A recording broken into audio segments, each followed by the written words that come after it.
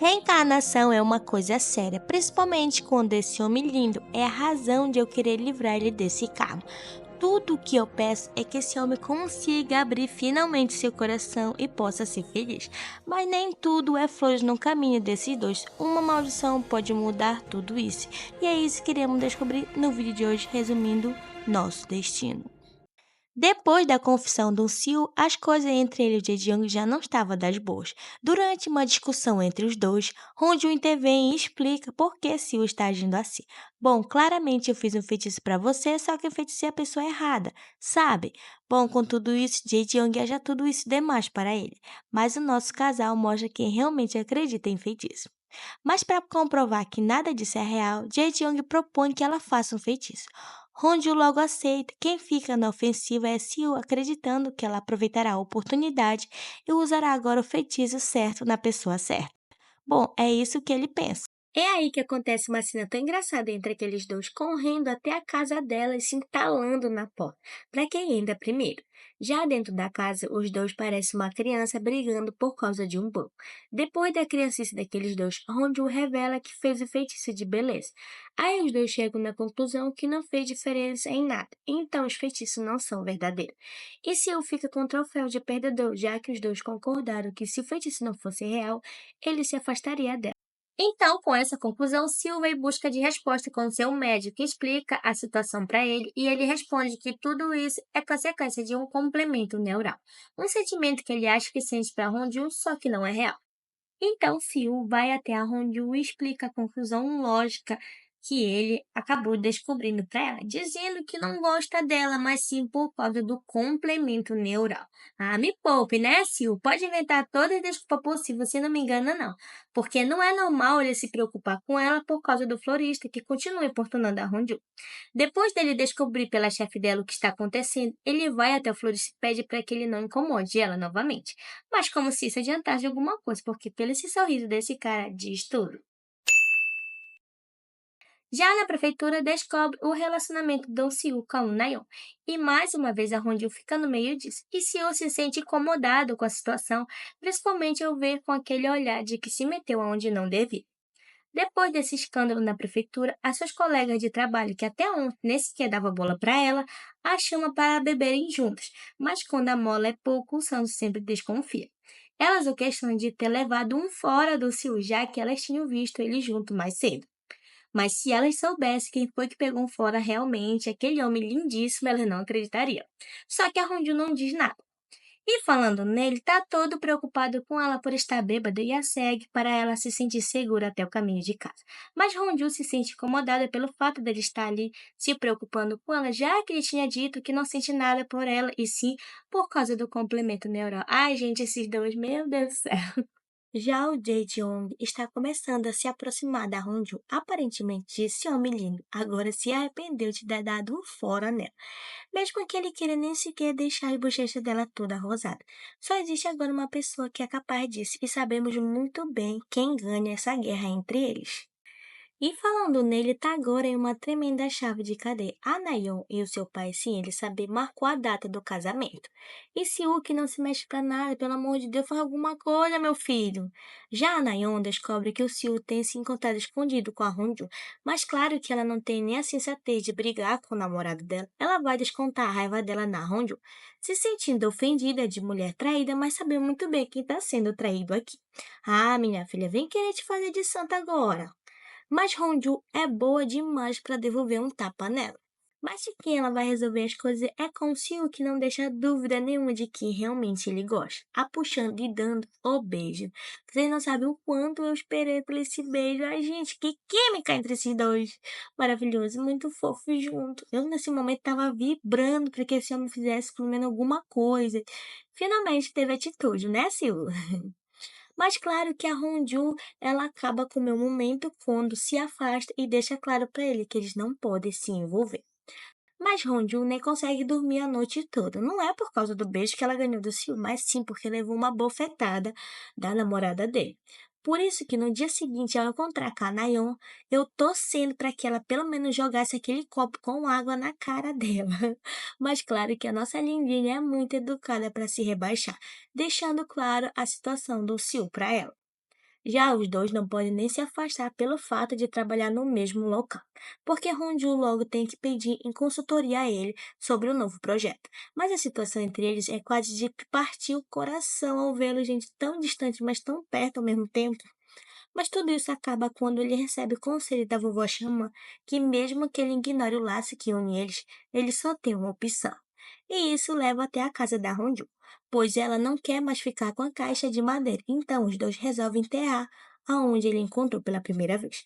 Tudo que a Honju quer logo é desfazer dessa maldita caixa.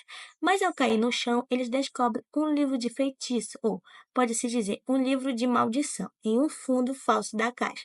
Mas não é só isso não. Depois algo inexplicável acontece. Um boneco voodoo pendurado com uma camisola da Honju que estava há dias desaparecida, com uma faca atravessada com o nome do Siu escrito.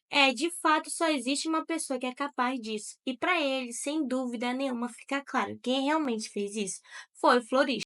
E isso acaba assustando principalmente a Honju, que começa a ter pesadelo com o boneco e se sentindo muito insegura. Mas não se preocupe que o segurança número um dela, o Siu, que a protege, até eu queria essa proteção, colocando fechaduras novas e grades em sua casa, mesmo que ele cuide dela sem seu consentimento. Ele deixa claro que ele também é vítima. Tamanho homem desse, gente. Então os dois vão fazer coisas de casais, mas deixando aqui escrito que não é um encontro de casal. Tá, mas quem aí não tá querendo que seja verdade? Mas Ronju fica toda confusa quando ele olha pra ela desse jeito aí. E até eu ficaria confusa, quem não fica, né, gente? Mas não é só ela não. Siu também deixa claro que ele também está confuso, mas que ele não quer acreditar em emoções passageiras. Mas quando ele tá com ela, ele perde o controle. Ai, gente, como não amar esse homem? Mas quem não gosta da aproximação deles é o Jae Young. É, meu filho, você ficou nesse chove não mole, agora é tarde. Já Hongil fica responsável por verificar o andamento do festival, ficando ali até tarde. Eu não pensarei nem por um milésimo segundo de ficar por ali após as luzes se apagarem, mesmo sabendo que tem uma Manica solta perseguindo ela, que no caso acontece nesse dia. Depois desse dia, Hongil fica doente e Jae Young cuida dela. Falando em doente, no dia seguinte, Siu aparece no hospital desacordada. E foi a Nayeon que encontrou ele desmaiado no estacionamento. Peraí, essa não me engana não, porque o Siu estava com um florista alguns dias atrás e ele estava segurando uma enorme de uma tesoura na mão. E falando nela, depois de receber fotos e ligação de uma pessoa desconhecida, descobrimos que a cobra da Nayon está de complô com o maníaco do florista e que deu a ele uma camisa do Siu. Claro que não é para boa coisa. Siu se recupera e acorda, e a primeira coisa que ele faz é ver inúmeras mensagens e ligações que a Rondio deixou para ele. Então ele decide ligar para ela. Ao se encontrarem, Siu diz a ela que tudo o que ele quer naquele momento é continuar ali no hospital doente só para ver ela se preocupando com ele. Mas o que a preocupa é o fato do florista estar por trás de tudo isso e que ele é a razão do Siu ter ficado doente. Honju acredita que ele usou o feitiço para destruir quem você ama, o mesmo que eles encontraram na caixa de madeira. O feitiço dos céus, aonde contém feitiço de maldição, se encaixa na mesma figura do boneco. Chega o dia do festival de fogo de artifício. Ali em câmera lenta, Sil anda entre milhares de pessoas indo até ela. Ali os dois se abraçam e ele admite que não importa se os feitiços são reais ou não, mas que ele a ama. E assim a gente é transportado para um novo tempo, aonde vemos os dois no mesmo local, desejando fugir dali para serem felizes. Em um novo tempo na era de Joseon, um jovem mestre desolado, após a morte de sua mãe, encontra consolo em uma plebeia que tem poderes xamânicos. A partir dali, eles constroem uma linda amizade, mas até ele atingir a maioridade e dar um grande passo na relação deles, quando ele a beija. Já no presente, os dois ficam constrangidos com a declaração. Siu pede para que a Honju fique longe do Jae Young, e ela decide esperar até ele se livrar da namorada. Peraí, pra mim pensei que eles já estariam separados. Siu, depois de visitar a vovó Xamã, ele diz que se lembrou da conexão que tem com a Honju, mas ela o aconselha a focar no presente. E falando nisso, agora ele precisa terminar seu namoro com a Nayeon. Mas a mulher parece preferir ser enganada do que terminar com o Seo. Maior parte ela tá ali exibindo sendo a melhor casal e na outra se fazendo de vítima. E não conseguindo o que quer, ela apela para Honju, falando baboseira, que ela e o Seo ficaram juntos a noite passada. E por outro lado, Honju entende que pode ser difícil terminar um namoro de ano, mas agora ter que aturar provocações aí já é demais. Por isso que a Honju fica chateada com o Seo que não se resolve e continua adiando seu compromisso com o Nayeon. Já no outro dia, após ver a Honju saindo do carro do Jae Young, ele ainda tem a audácia de pedir explicações para ela. Ah, meu filho, tu te decide, tá? Depois da discussão dos dois, Seo resolve com uma aproximação intensa, sabe? Que acaba, infelizmente, com a Honju empurrada. Mas quem disse que esses dois têm sossego? Dessa vez, a cobra da Nayeon passa dos limites pedindo a seu pai, o prefeito, que troque a Honju de setor. E o Jae Young não fica nada feliz com isso. E vai tirar satisfações com o Seo, que decide resolver as coisas levando a Honju da prefeitura de mãos dadas. Ali na praia, que ele admite a verdade para ela, ele diz que não tá mais com a Nayeon, mas que não falou nada para que nem ela e nem a Honju saísse mal falada, mas que agora ele não se importa mais com os boatos e pergunta se a Honju quer estar com ele nessa. Ela diz que sim, mas também admite a ele que ela gosta dele há muito tempo. E o clima que era para ser romântico acaba em uma mão ensanguentada o acariciando novamente e o afasta ela dele. Honju fica sem entender o que está acontecendo, então ele resolve distrair ela para que ela não perceba o que está realmente acontecendo. Já o Jae Young mostra que não é fácil de se manipular pela cobra da Nayeon, que tenta colocar ele contra o casal. Já Honju e Seo vai para a casa dele e a Honju está ali só imaginando um monte de besteira que eles poderiam fazer ali, enquanto o Seo está ali mexido com o que acabou de acontecer. Mas quem disse que esse casal vai ficar só na imaginação? Brincadeira, gente. Sei o que vocês pensaram, mas não acontece nada entre eles. Eles só dormem juntinhos. Ai, que fofo, gente. A partir daí, o romance está no tubo ativo.